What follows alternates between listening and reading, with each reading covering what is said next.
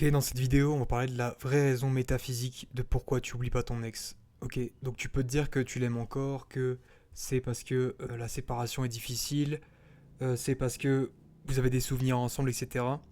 Mais on va creuser la vraie raison, le vrai pourquoi de pourquoi un homme n'arrive pas à oublier son ex et passer à autre chose rapidement.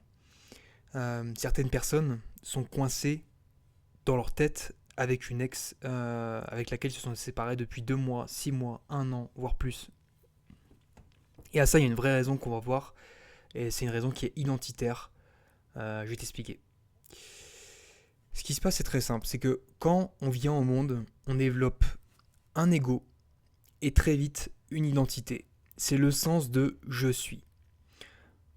Cette identité, elle a un prénom, elle a un physique, elle a les cheveux bruns, elle a les yeux bleus, elle a tel parent, elle vit à tel endroit. Bref, tout ça, ce sont des datas, des informations sur notre identité lorsqu'on vient au monde. Et à cette identité, on développe un ego.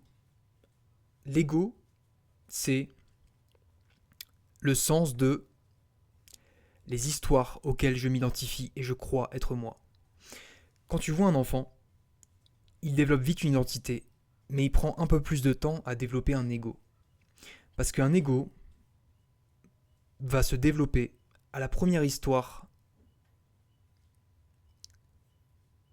qui va créer de la résistance, à la première histoire qui va développer une sorte de protection de carapace.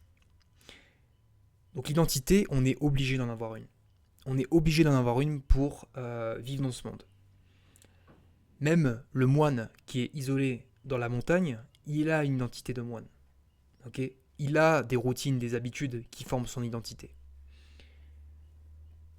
Par contre, l'ego, même si on en a, même si on ne peut pas le détruire, même si on ne peut pas l'enlever, en revanche, on peut l'observer. Ce qui fait souffrir, c'est l'identification à l'ego. C'est se faire croire que tout ce qui m'est arrivé, les croyances, euh, la réaction des personnes, les événements traumatiques, tout ça c'est moi. Et c'est ça qui fait souffrir, parce que ça entretient la séparation. Je reviens justement à ce point-là. Je t'explique pourquoi je te parle de tout ça. Le couple, c'est intéressant, parce que quand on est avec une femme, que ce soit une relation court terme ou long terme, mais plus souvent dans une relation long terme, on va y avoir une fusion des identités. On passe d'une identité individuelle, qui est, je sais pas, Jean, trader à la défense, va à la salle 4 fois par semaine, fan de bodybuilding, fan de cyclisme. Bref, on a cette identité individuelle dans laquelle la femme n'est pas encore présente. Mais dès que le couple va se mettre en place, eh bien, il y a des projets qui vont s'installer. Il y a des enfants, des voyages, une maison, etc., etc. Et surtout, il va y avoir ce sens de je pense pour deux. Je ne fais plus uniquement les choses par rapport à moi, je ne prends plus des décisions qui sont que pour moi, je pense pour le couple, je pense pour nous.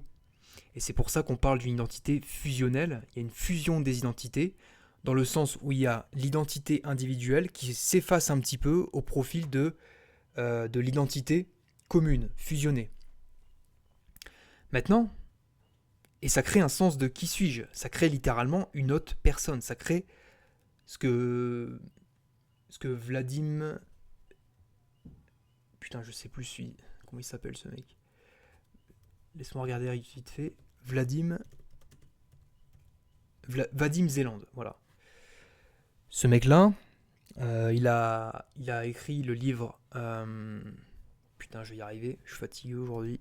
Vadim Zeland, c'est quoi son livre? Voilà, putain. Reality Transurfing. Lui, il parle des pendulums. Des pendulums, c'est des égrégores, euh, des points énergétiques, des forces énergétiques qui vont aspirer un petit peu de ton identité.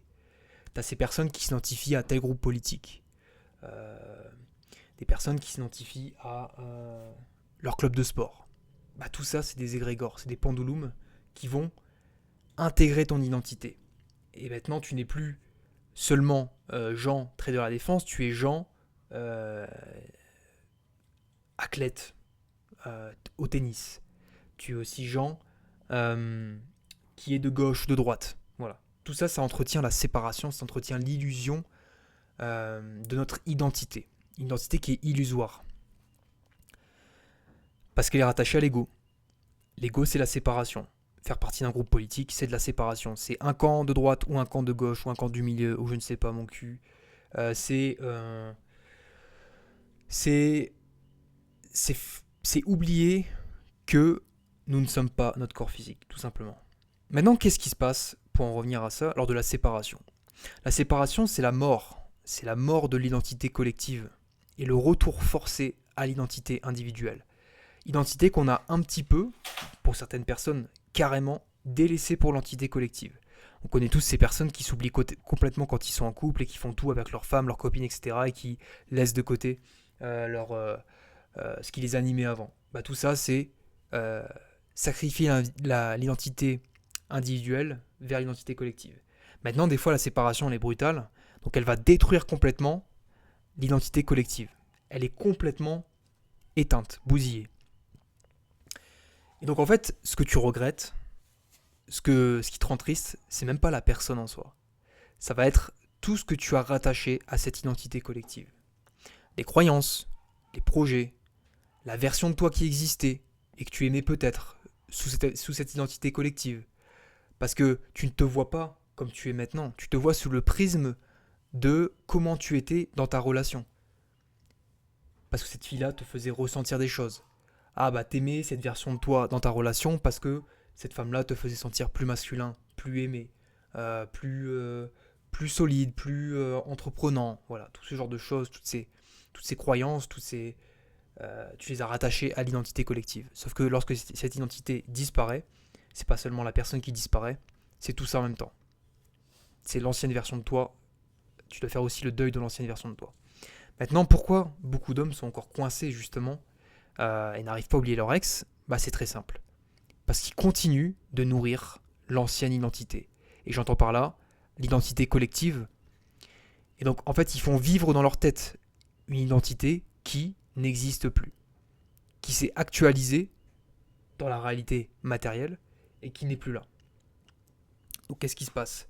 Bah, ils se font des films dans leur tête, ils regardent autour d'eux et il n'y a plus rien. Il n'y a plus cette identité collective.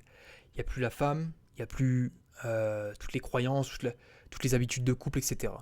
Mais malheureusement, ils continuent d'entretenir cette identité collective en continuant à vivre au même endroit, en continuant à bouffer les mêmes choses qu'ils bouffaient avec leur ex.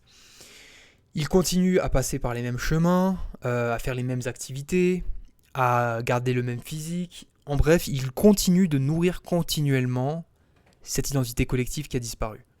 Alors la solution, elle est très simple, c'est quoi? C'est affamer cette identité au lieu de continuer à la nourrir et de revenir vers une identité individuelle qui est nouvelle. J'entends par là que tu vas casser toute routine, tout schéma, toute chose qui te fait penser à cette identité collective, même si ça implique que tu quittes ton job, que tu prennes un nouvel appart dans un autre pays, que tu te teignes les cheveux en rose, on s'en fout. Il faut tout faire pour casser cette identité collective, pour que la réalité que tu vis actuellement s'actualise et soit le reflet de cette identité individuelle que tu dois entretenir maintenant à nouveau. Donc, je te donne un exemple tout con. Tu vas lister toutes les anciennes habitudes, croyances, projets, etc. que tu avais lors de cette identité collective, et tu vas tout faire pour casser ça, pour aller, s'il le faut, au contraire. Si tu vivais dans un pays asiatique avec ta copine, bah tu te rebarres en Europe. Inversement, tu étais en Europe, tu te barres en Asie. Tu étais accro à la salle, tu allais à la salle 6 fois par semaine avec ta copine, bah t'arrêtes la salle et tu te mets à un sport de combat. T'avais un certain style avec ta copine, bah pourquoi pas, tu changes de style. Mais tu casses vraiment tout ce qui te fait penser de manière directe ou indirecte à cette ancienne identité. Et là, tu vas guérir beaucoup plus facilement et tu vas devenir une nouvelle version de toi beaucoup plus facilement.